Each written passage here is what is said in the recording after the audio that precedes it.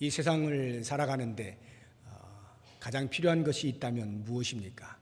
각자 마음속에 이게 제일 필요하지라고 생각하는 것, 뭐 돈이 될 수도 있을 것이고 권력이 될 수도 있을 것이고 많은 것이 있겠습니다만, 그 중에 제가 조금 아이러니한 듯한 것 하나를 말씀을 드린다면, 세상을 살아가는 아주 유용한 무기 가운데 하나는 적당한 거짓말이다, 이렇게 말씀을 드리고 싶습니다. 적당한 거짓말이 꼭 필요한 세상입니다. 물론 우리가 학교에서 교실에서 배울 때에는 그런 것은 어림도 없죠. 도덕 시간을 통하여서 우리의 인격 함양과 성품의 고상함을 위하여 배웠고 정직하게 살아야 되는 것을 배웠습니다. 그러나 어떻습니까? 사회에 나와서 현장에 발을 디디는 순간 교실에서 배운 것하고 현장하고는 너무나 다르구나 하는 걸 느끼지 않습니까? 제가 공대를 나왔는데, 물론 지금은 제가 이제 목사입니다만 계속 이렇게 갔다면 제가 아마 다리 놓고 뭐 댐 건설하고 막 이런 거 하고 있었을 거예요. 그때 우리 선배들이 우리 학생들에게 해준 이야기가 있습니다. 야, 학교에서 배운 거 아무것도 아니야. 그게 무슨 말인가 했는데, 졸업을 하면 현장에 가게 되면 학교에서 배운 용어, 이론 다 필요 없다는 거예요. 현장에서 직접 써먹을 수 있는 용어와 거기에서 활용되어지고 있는 실전적 내용들이 있다는 거죠. 그것을 모르면 학교에서 1등하고 졸업해도 바보 취급 당한다는 겁니다. 그것이 오늘날 어떤 건설 쪽에만 해당되는 말이 아니라 사회 전반에 걸쳐서 해당되는 이야기라는 생각이 드는데요. 무슨 말이냐면, 학교 교실에 앉아가지고 배운 대로 그렇지, 나의 인격을 위해서 내가 정직하게 살아야 돼 라고 만약에 마음먹고 회사에 입사를 했다고 하죠. 그래서 정직하게 회사 생활을 하게 되면 얼마 못 가 잘립니다. 사장님은 정직한 사람을 원하는 것이 아니라 적당히 거짓말을 하더라도 일이 되게 만드는 사람을 원해요. 그래서 수주를 따내고 일을 성사시키고 그래서 수익을 창출하고 회사 사람들이 그것으로 인하여서 같이 나누어 먹고 살 수 있는 이런 재능 있는 사람을 원하지, 고리타분하게 정직하게 살아가지고 일도 못 따내고 그거 안 됩니다, 이거 안 돼요, 이래가면서 융통성 없이 고문관처럼 사는 사람을 원하지 않는 것입니다. 이 현실은 문제를 해결하는 것을 원하고 일이 성사되는 것을 원하지 얼마나 원칙을 따라서 바르게 사느냐라고 하는 것에 그다지 큰 관심이 없는 것입니다. 그래서 제가 아이러니하지만 이 땅을 사는 유용한 무기 가운데 하나가 적당한 거짓말이 아니겠느냐, 이렇게 여러분과 함께 생각을 해보는 것입니다. 아마 학교 교실에서 배운 것하고 현장에서의 삶하고 가장 극명한 차이가 나는 것이 어디냐라고 한다면 많은 것이 있겠습니다만 그 중에 대표적으로 저는 법이라고 말을 하겠습니다. 법.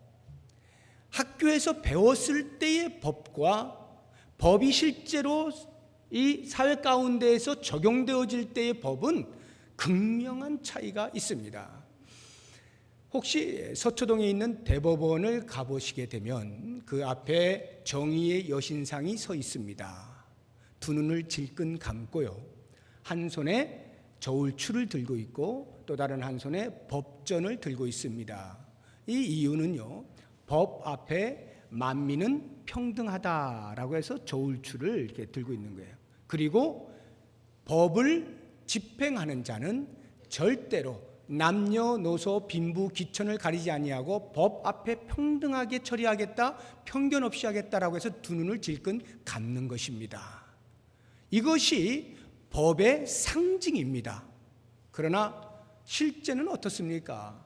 그 법이 그렇게만 된다면 아마 우리나라뿐만 아니라 세계는 상당히 질서 있게 공평을 어느 정도 유지하면서 살아갈 수 있을 거예요.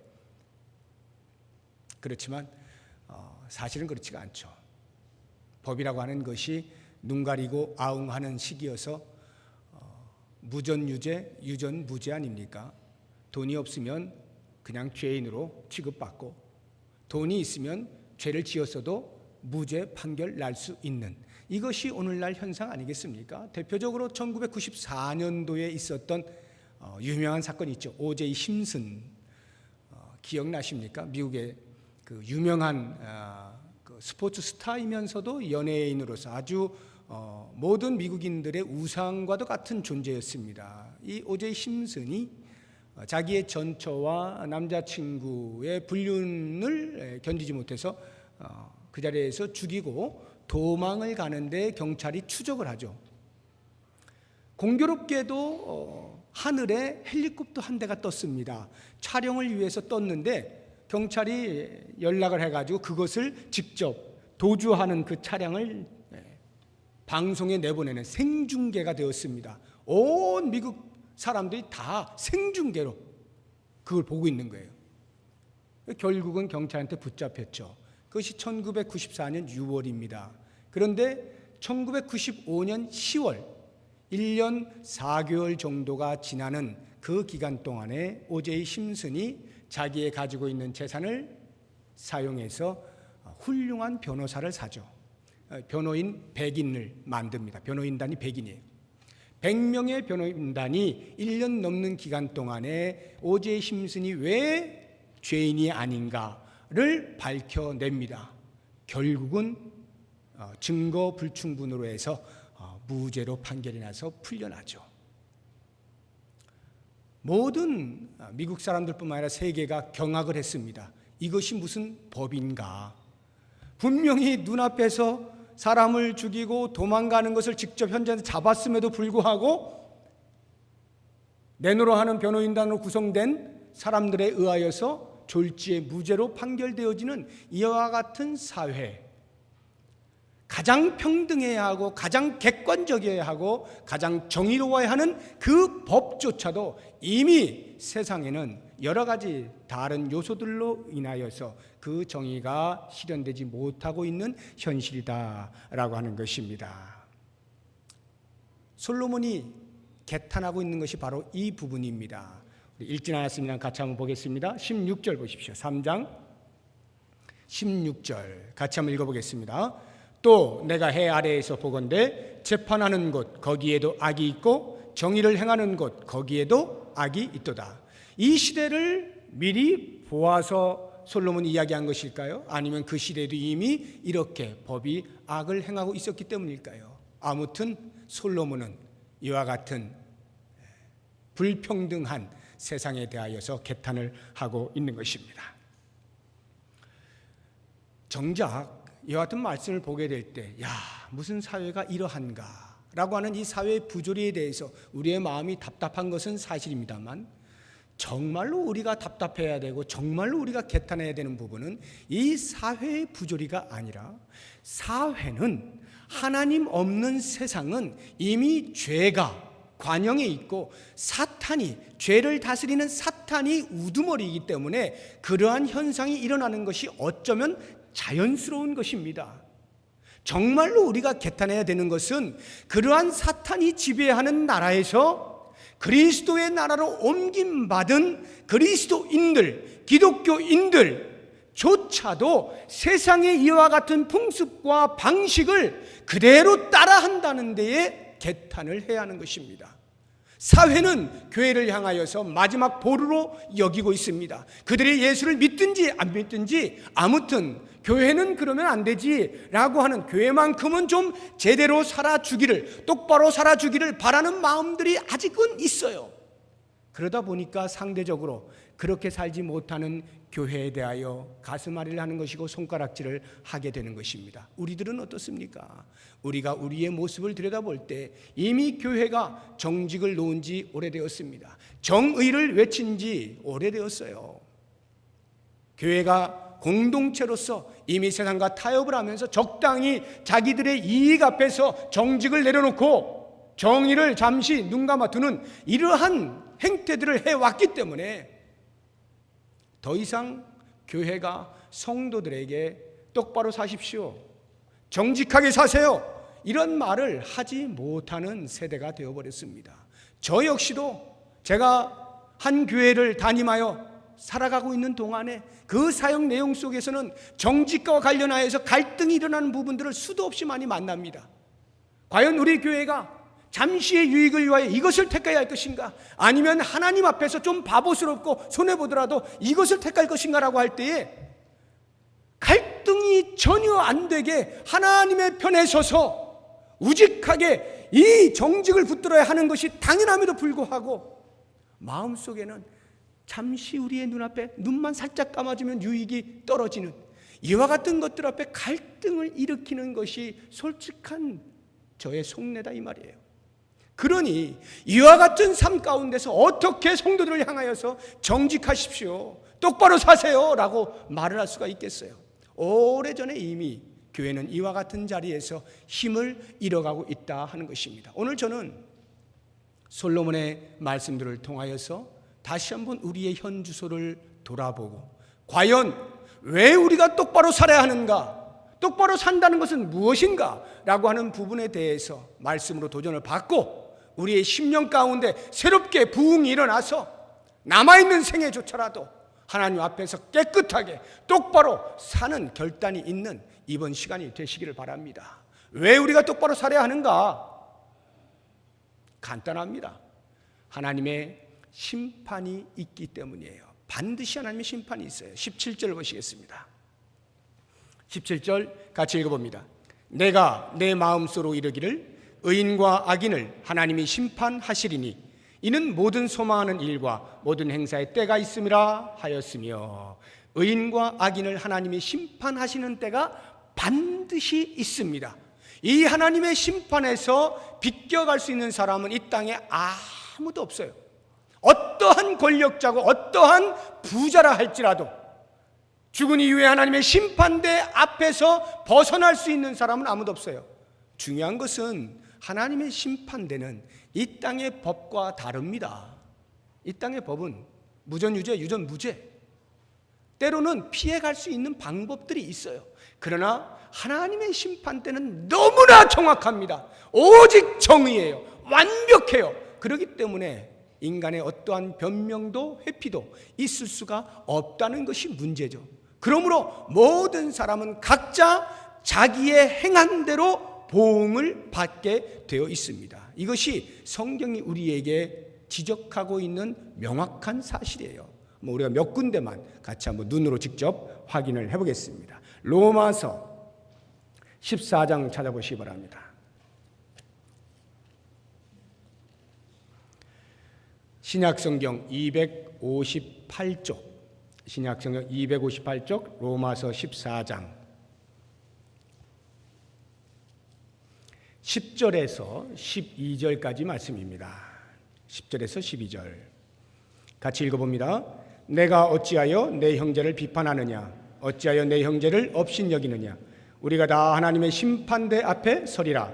기록되었으되 주께서 이르시되 내가 살았노니 모든 무릎이 내게 꿇을 것이요 모든 혀가 하나님께 자백하리라 하였느니라.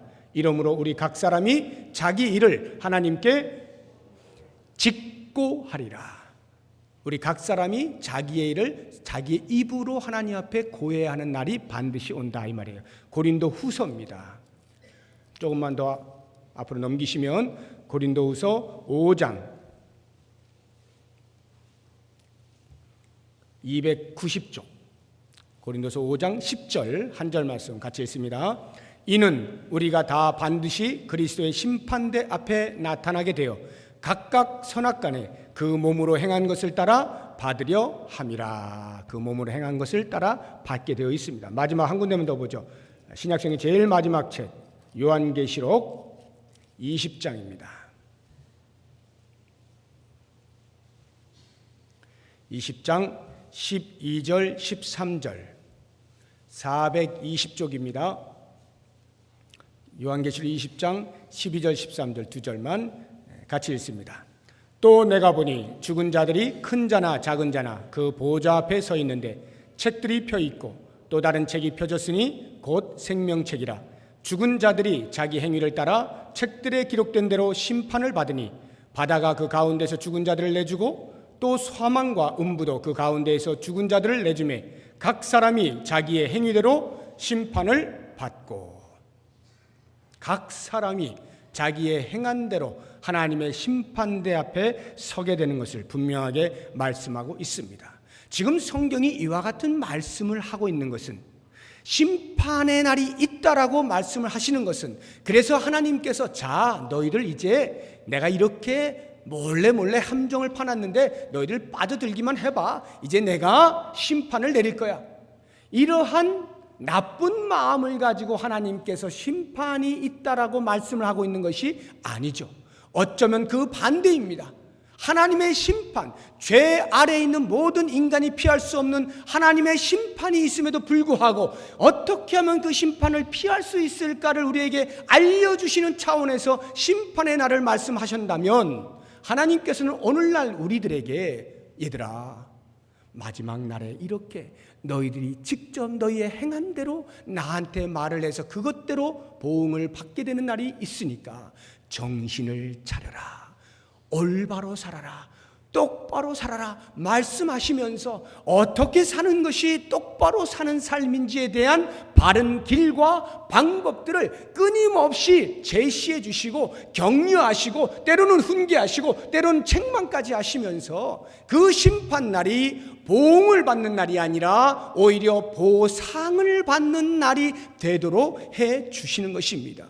그러므로 사랑하는 성도 여러분, 이제 우리가 하나님의 심판의 날을 다가오고 있는 그 시대를 살고 있는 우리들이 이 땅에 사는 동안에 어떻게 살아야 되느냐라고 할 때에 우리의 행위에 대한 선택은 나에게 달려 있어요. 그것은 전적으로 나의 권리예요. 그러나 마지막 날 심판대 앞에 서면 그 심판대 앞에서 하나님이 심판하실 때 하나님 저는 이렇게 했는데요, 저는 저렇게 했는데요 라고 변명할 권리가 없고, 하나님께서 내리시는 그 심판에 그 우리의 죄에 대한 대가에 대하여 결과에 대하여 선택할 수 있는 권리가 우리에게 없다는 것을 알아야 됩니다.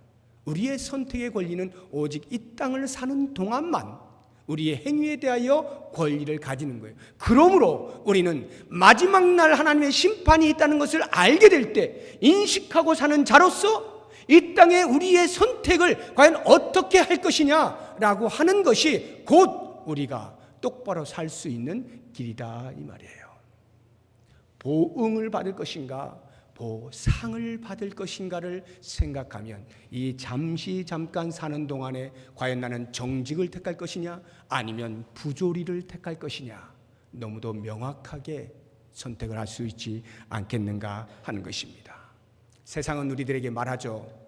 정직이 밥 먹여주냐 이렇게 말을 할 때 우리들은 하나님의 심판이라고 하는 정직이 밥 먹여주는 그 시대가 오는 것을 기억하고 정직이 밥 먹여주는 그날이 올 것을 기대하면서 오늘 나는 한 개인으로서 아니면 신앙 공동체로서 이 땅에서 정직을 실현하고 하나님의 뜻에 맞게 똑바로 사는 삶에 대한 결단이 있어야 하는 것입니다. 우리가 그리스도인으로서 똑바로 살아야 하는 이유는 꼭 심판이 있기 때문만은 아닙니다. 한 걸음 더 나아가서 우리 인간은 기본적으로 짐승과는 다르기 때문에 똑바로 살아야 하는 것입니다. 솔로몬은 이야기하기를 우리가 짐승과 다를 바가 하나도 없다라고 말하고 있어요. 한번 보실까요? 본문 18절입니다. 18절에서 20절까지 우리 같이 한번 읽어봅니다. 내가 내 마음속으로 이르기를 인생들의 일에 대하여 하나님이 그들을 시험하시리니 그들이 자기가 짐승과 다름이 없는 줄을 깨닫게 하려 하심이라 하였노라. 인생이 당하는 일을 짐승도 당하나니 그들이 당하는 일이 일반이라. 다 동일한 호흡이 있어서 짐승이 죽음같이 사람도 죽으니 사람이 짐승보다 뛰어남이 없음은 모든 것이 헛됨이로다. 다 흙으로 말미암았으므로 다 흙으로 돌아가나니 다 한 곳으로 가거니와. 솔로몬은 말합니다. 우리 인생이 짐승과 다를 게 하나도 없다는 거예요. 어떤 면에서요? 하나님의 손에 의해서 빚어진 피조물, 흙으로 빚어진 피조물이고 그 피조물은 생명에 제한이 있어서 언젠가 수명이 다하면 죽게 되어 있다 라고 하는 차원에서 인간과 짐승이 다를 바가 없다라고 말하고 있는 것입니다. 자, 그렇다고 하면 사랑하는 여러분, 정말로 우리 인간들이 짐승과 다를 바가 없습니까? 짐승과 똑같습니까? 아니죠. 우리 모두는 압니다. 너무나 다르죠. 왜? 짐승은 육체의 껍데기가 끝나면 끝이에요. 그러나 인간은 비록 육체는 흙으로 돌아간다 할지라도 남은 것이 있죠. 뭡니까? 혼이죠. 영혼입니다. 그래서 21절을 보십시오. 같이 21절 읽어봅니다. 인생들의 혼은 위로 올라가고 짐승의 혼은 아래 곧 땅으로 내려가는 줄을 누가 알랴. 육체는 죽었어요. 흙으로 돌아갑니다. 그런데 인생의 영혼은 위로 올라가고 짐승들의 혼은 그 호흡이 끝나니까 육체의 껍데기와 함께 그냥 땅에서 끝나버린다 이 말이에요. 다시 말하면 짐승들은 영혼이 없어요. 그래서 본능을 따라 그냥 사는 것입니다. 그러나 우리의 인생들은 영혼이 있어요. 하나님께서 흙으로 빚으시고 그 코에 생기를 불어넣으시고 하나님의 형상대로 우리를 만드셔서 영혼이 있는 존재로 만드셨어요. 영혼이 있다는 말은 인간에게 이성이 있어서 생각할 수 있는 능력이 있다는 말입니다. 선택할 수 있는 자유가 있다는 말이에요.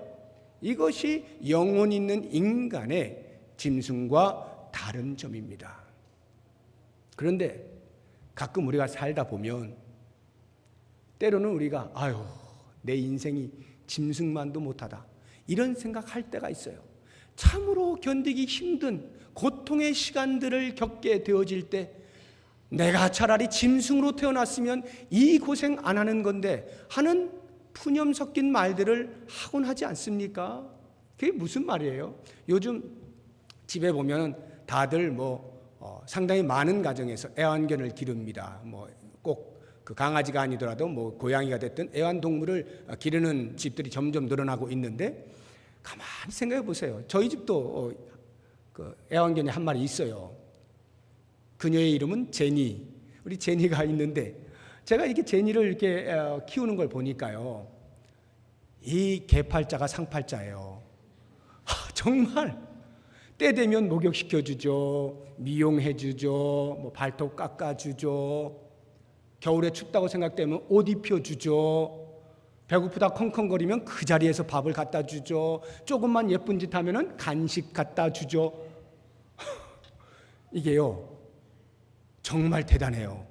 그러니까 인생살이 정말 힘겹게 살아가는 사람들이 볼 때는 이건 대단한 사치예요. 저걸 잡아먹어야지. 어떻게 저러고 저기다 돈을 쓰고 있어?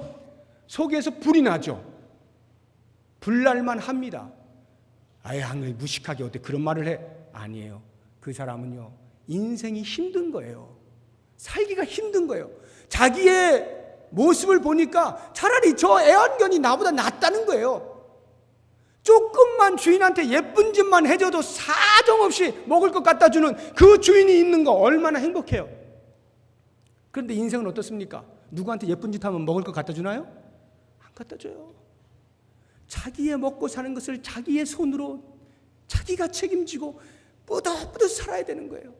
그게 그렇게 노력해서 얻어지면 그나마 감사함으로 살아가면 되지만 얻어지지 아니할 때 아무리 힘써 노력을 해도 계속해서 뒤에서 새나가고 먹을 것이 없어서 자녀들이 끙끙거리고 이런 것을 보게 될 때 인생이 이게 도대체 뭔가. 차라리 우리 인생에 이성이 없어서 저 짐승처럼 본능대로 살아 그냥 먹고 살다가 생명 나아요 죽으면 그게 오히려 더 낫겠다. 그런 마음을 가질 수 있는 사람들이 얼마든지 있는 거예요. 자, 여러분, 과연 그와 같은 때에 우리는 어떻게 생각을 해야 되느냐 하는 것입니다. 그럼에도 불구하고 우리 인생은 짐승과 달라서 영혼이 있고 그러한 어려운 환경 가운데서도 생각할 자유가 있어요. 이때 어떻게 생각해야 되느냐는 거예요. 이때 나는 어떤 행동을 선택할 것이냐가 나에게 주어져 있다 이 말이에요. 그랬을 때에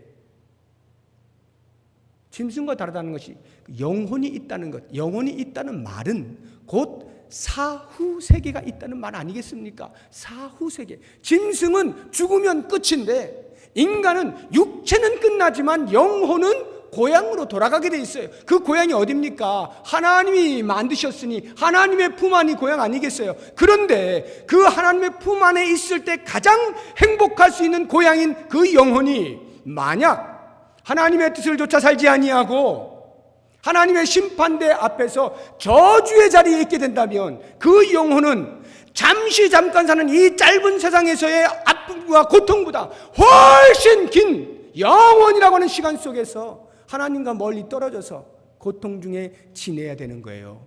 그렇다고 하면 우리가 이 짧은 시간에 잠시 우리가 받는 환난과 고통과 눈물이 있다 할지라도 우리의 이성을 동원해서 내 영혼이 어디로 갈 것인가? 하나님의 품으로 돌아갈 것에 대한 소망을 가지게 될 때 우리는 거기에서 인내함을 가지고 또 살아갈 이유를 찾게 되어지는 거예요.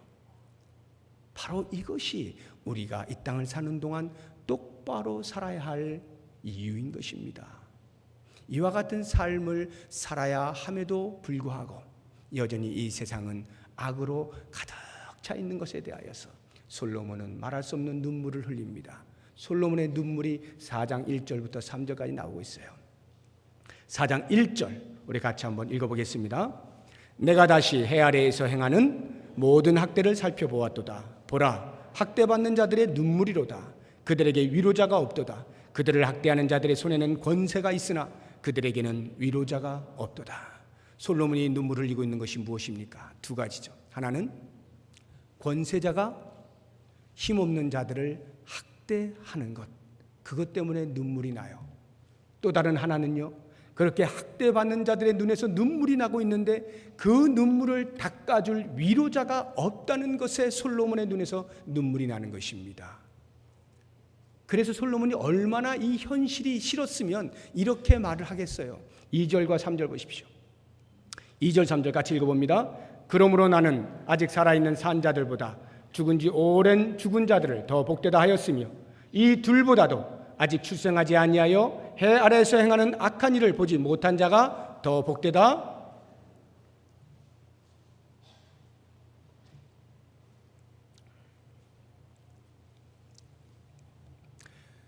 지금 살아있는 것이 너무나 싫은 거예요. 야, 먼저 죽은 사람 얼마나 좋을까? 이 부정과 부패와 부조리로 가득 찬 세상 보지 않고 먼저 죽은 사람 얼마나 좋겠어? 이렇게 말하는 겁니다. 근데 3절에 보니까 아니 그것도 모자라. 그것보다는 차라리 아예 이 세상 한 번도 본 적이 없는 아직 태어나지 않은 존재들, 야 정말 좋겠다.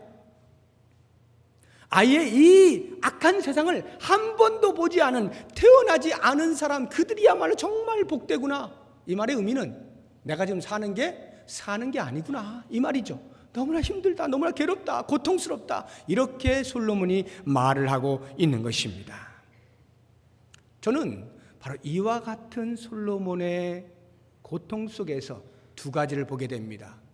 우리가 어떻게 하면 똑바로 사는 것인가, 무엇이 똑바로 산다는 말인가 라고 할 때 첫 번째, 그리스도인들이 이 세상을 똑바로 살 때에는 세상의 전면에 나설 때입니다. 세상의 전면에 나서는 거예요. 이 전면에 나선다 할 때 전면이라고 하는 것은 사람들의 이목이 집중되어지는 자리를 말하는 것입니다.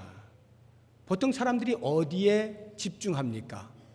높은 자리, 권력이 있는 자리, 스포츠 스타, 연예인, 뭐 이런 자리에 있는 사람들이 아무래도 사람들의 시선을 받게 되어 있지 않습니까?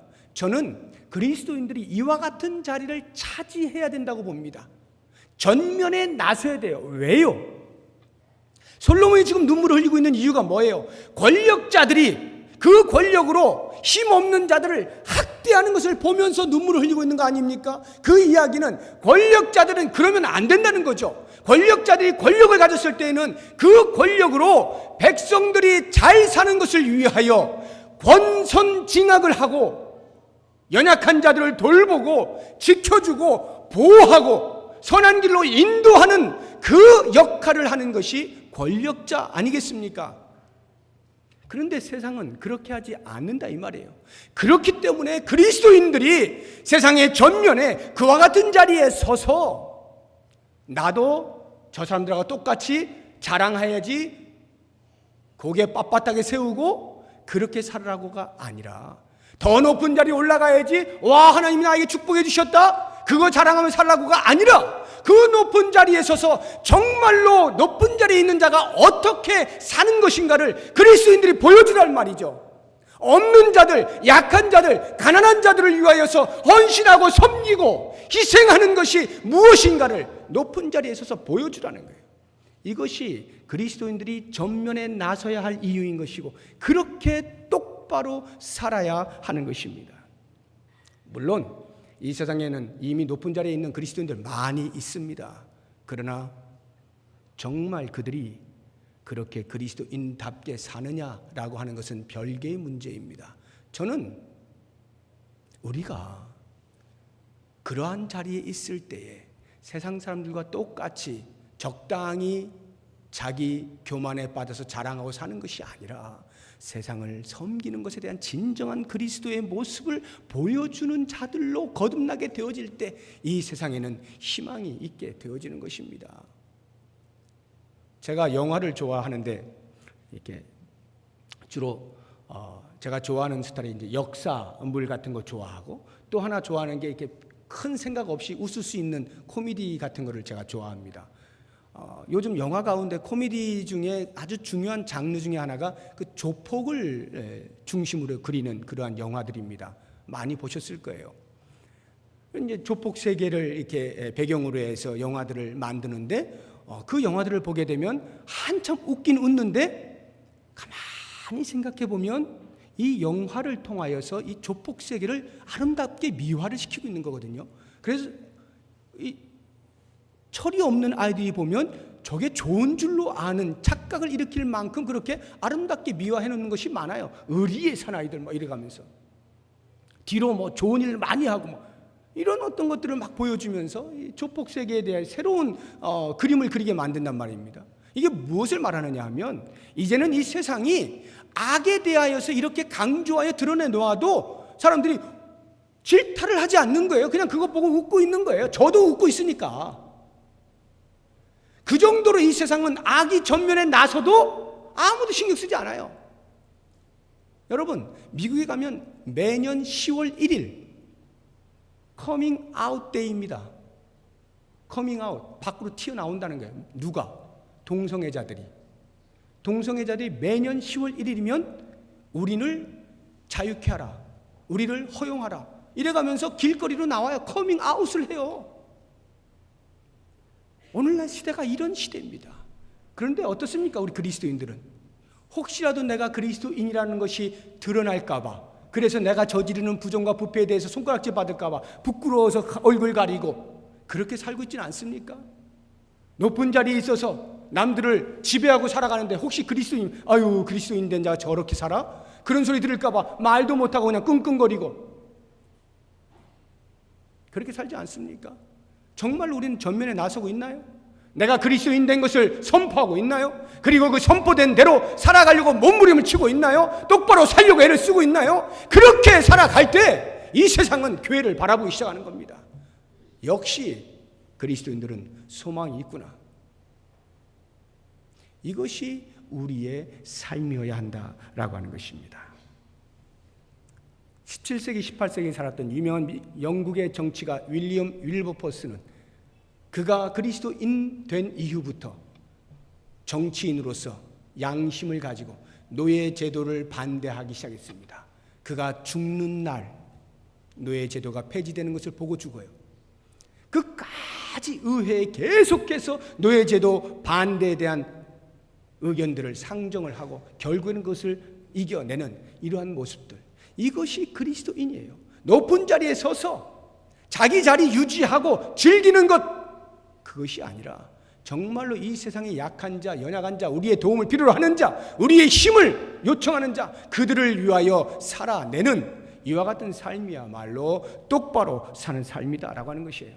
그래서 사랑하는 여러분, 지금 내가 있는 자리, 그것이 사람들의 이목이 집중되어지는 곳이든 아니든 적어도 내가 있는 자리에서 양심이 살아있는 행동하는 신앙인으로 살아가야 돼요.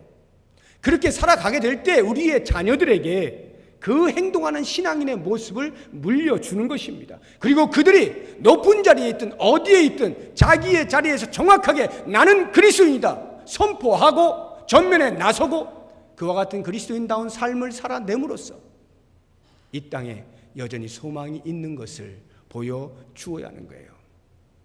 우리가 어떻게 똑바로 살 수 있습니까? 그 마지막 또 한 가지는 우리의 손을 기다리고 있는 눈물 흘리는 많은 사람들의 위로자가 되어주는 것, 이것이 우리가 똑바로 사는 것입니다. 학대받는 자들의 눈에서 눈물이 마를 날이 없습니다. 그런데 더 슬픈 것은 그 옆에 눈물 닦아주는 위로자가 없다는 거예요. 우리가 바로 그와 같은 위로자의 삶을 살아야 하는 것입니다. 여러분 주변을 돌아보세요. 우리의 주위에 내가 신경을 안 써서 그렇지 조금만 관심 가지고 돌아보면 눈물 흘리고 있는 사람들 얼마나 많이 있는지 모릅니다. 그런데 많은 사람들이 이런 생각을 해요. 그 사람들의 눈에서 눈물을 닦아주는 것은 닦아줘 봐야 그 다음 또 흐르는 거예요.